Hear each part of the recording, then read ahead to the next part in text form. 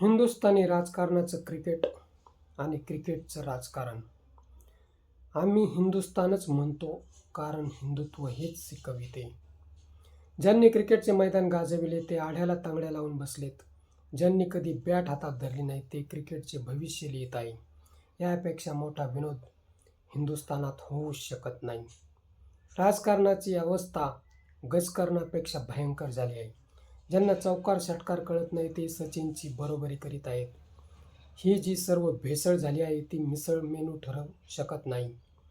लिंबू आयर्लंडने आपली कपडे धोबीघाटावर आपटून चौपाटीवर वाळत घातली. पुन्हा ब्रिटनमध्ये छाती फुगवत बडाया मारल्या, पण ब्रिटनमध्ये सुद्धा आपल्या छातीच्या पिंजऱ्याचा खोकला झाल्याचे पाहण्यास मिळाले. अतुल बेदाडे, युसूफ पठाण, अजय जडेजा, अब्दुल समद षटकार मारण्यात पटाईत. इतिहास मात्र तेंडुलकरने लिहिला.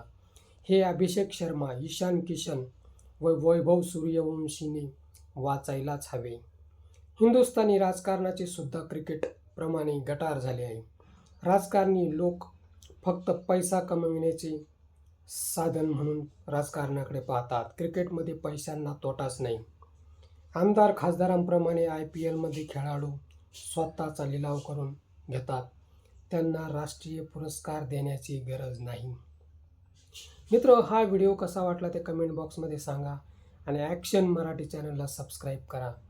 हिंदुस्थानी क्रिकेट आणि राजकारण यांच्यात तुम्हाला काय फरक आढळतो ते सुद्धा कमेंटमध्ये लिहायला विसरू नका.